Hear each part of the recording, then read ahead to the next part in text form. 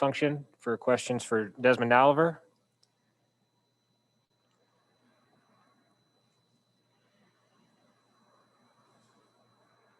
We'll go Grant, Rob, Mike Wilson. Des, I don't think you guys have any transition points or fast break points over the last 2 games. What do you guys have to do to be better there, more effective?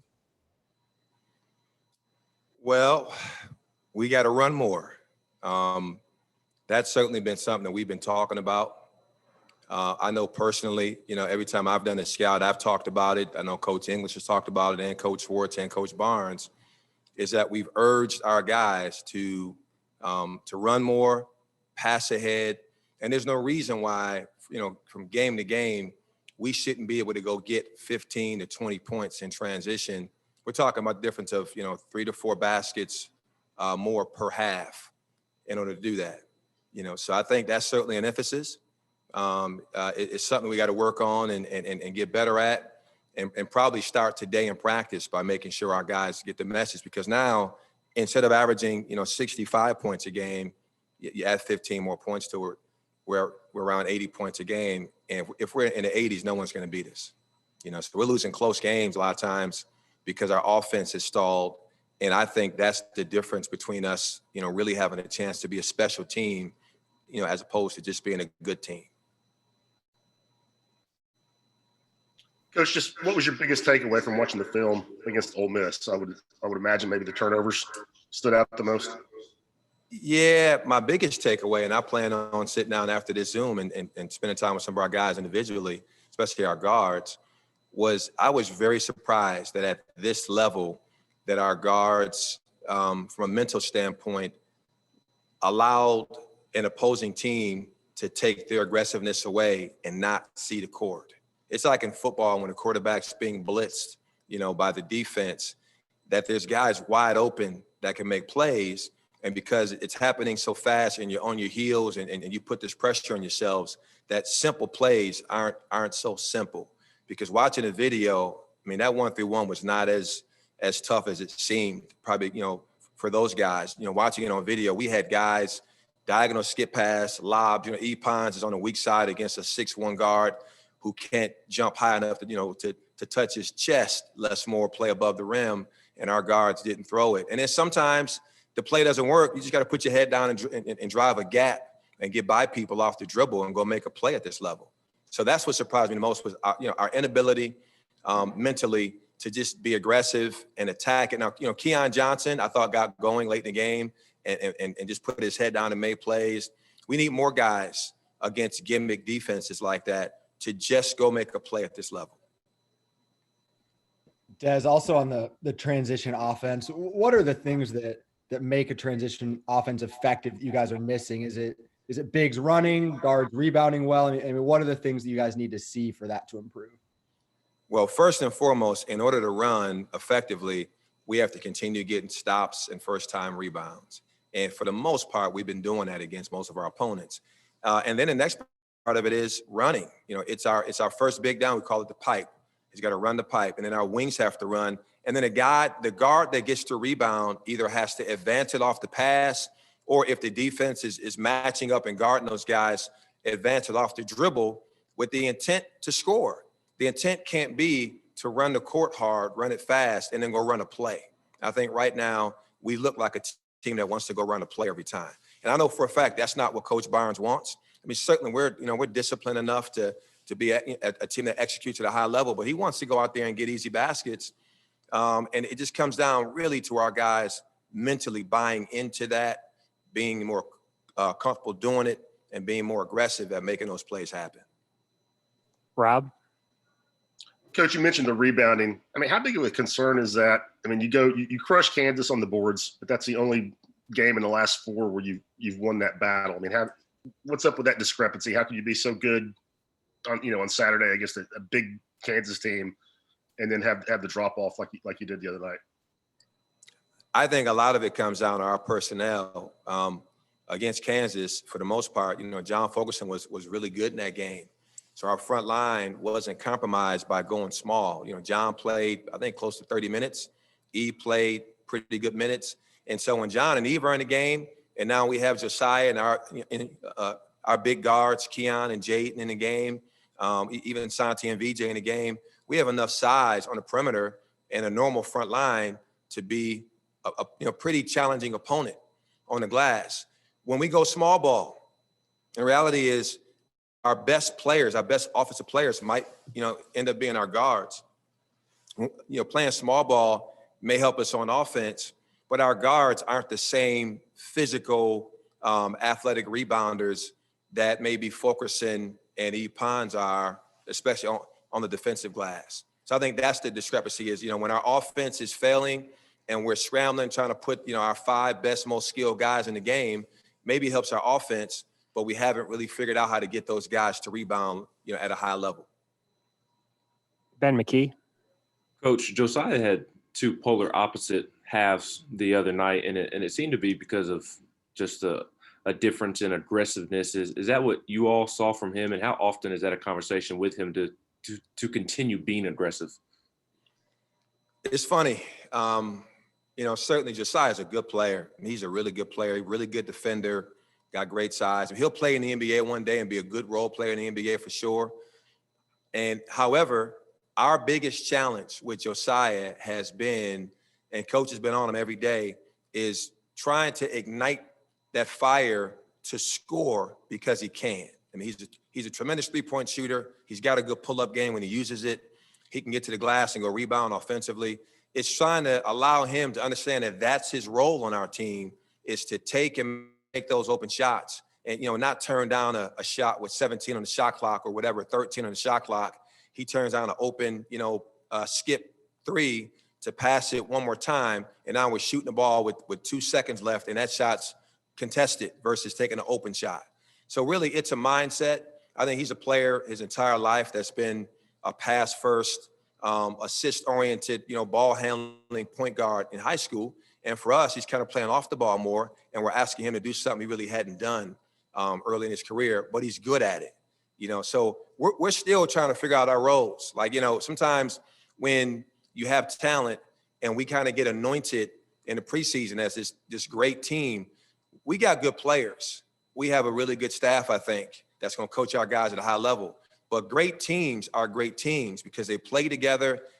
They've developed. They've earned that. We had a solid group that returned from last year. We have 2 really big time freshmen that came in with some hype. We had a really good transfer that came in with some hype. And all of a sudden, we were supposed to be this great team day one, but we're working at that. Like, it's a work in progress. And I still think we're really good. We're really good, can be anybody in the country, but we've proven that if we're not locked in, as one and playing the right way, we can lose to anybody in the country as well. Back to Rob. Coach, you talked about Keon kind of getting it going late. And, in that last 3 or 4 minutes when it was really crunch time, it looked like he was maybe, the only guy who wasn't, who didn't back down for the moment. How encouraging was that? And how, going forward, how much do you think you guys maybe pivot and play through him and Jaden more in those kind of situations? Well, I mean, certainly if we can get our transition game going and really get our guys to buy into playing harder and playing faster and getting off the ball by passing it ahead and balling ahead, it's going to help those two. Keon is maybe the most athletic guard in the country, certainly one of the top, I'm going to say 4 or 5 best athletes in the country. So him attacking the rim is always going to be a good thing for Tennessee. The reality is that zone, that 1-3-1 zone, that 2-3 zone, slowed us down some, made our guys overthink it. And so he was the only guy that had enough confidence, it seemed, and I'm using the word confidence, to go 1 against 2 and be shifty off the dribble and go create and attack the goal. We clearly have enough guys who can do it. I mean, Santi can get it done at a high level. VJ Bailey can get it done. Josiah, Springer. But it was a matter of doing it. And again, young group of guys, sophomore in Santiago that's playing his first full season. Jaden Springer's a freshman. It's a learning process with a team that has played together for the first time this year.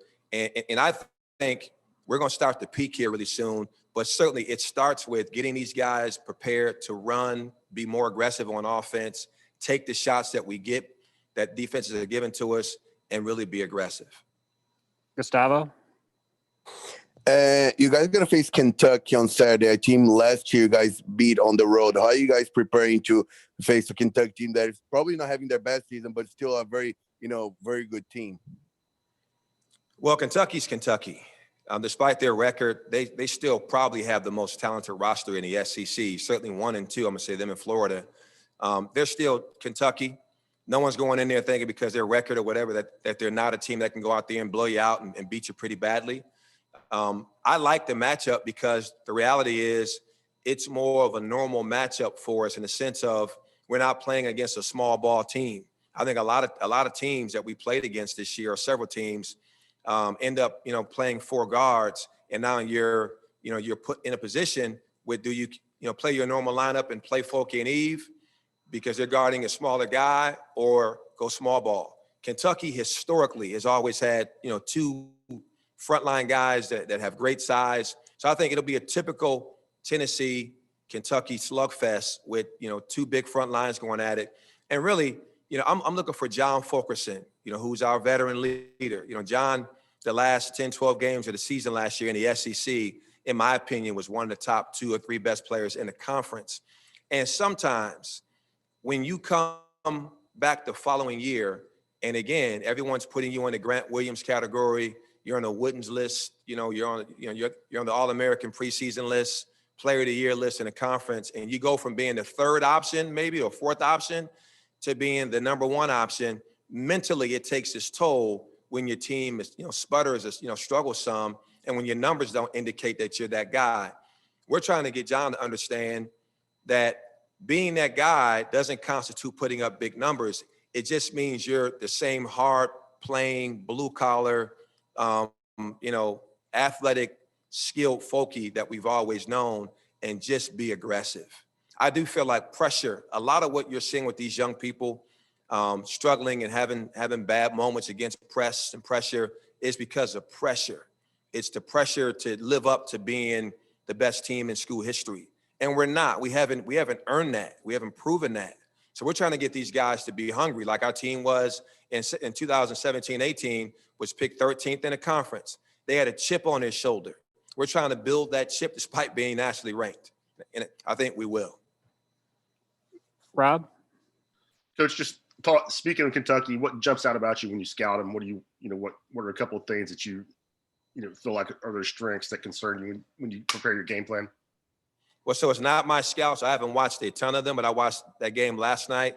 The thing that jumps out to me is that they're desperate. Like Tennessee right now, they're desperate for a win. So we're going to get the best version of Kentucky. And secondly, is that they're talented. They've got guys that are going to play in the NBA who are just young right now, trying to figure their way out in terms of how to play and how to win games. But they're dangerous. They got great size. If and when they put it all together, they're going to be very tough to beat for a lot of people. It's our job on Saturday, to go in there and try to keep the pressure on and get better and find a way to win that basketball game. All right, waiting on more questions.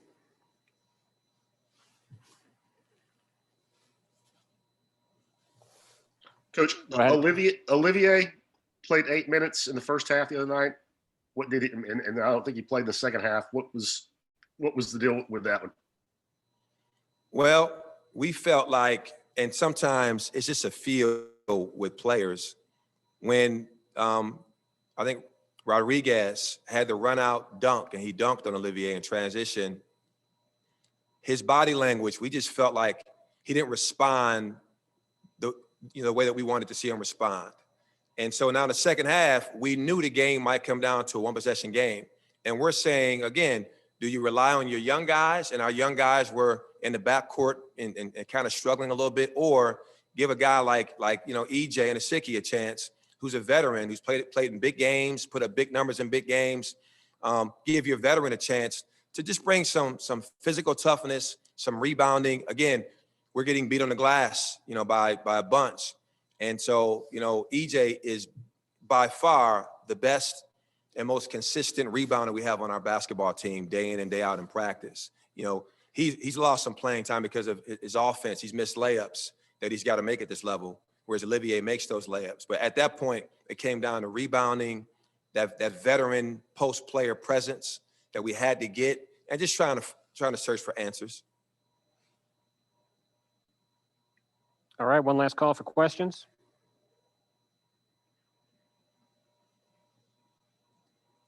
All right, Coach, thank you very much. Thank Thanks, you, guys. everyone. Thanks, Coach. Thanks, Tom.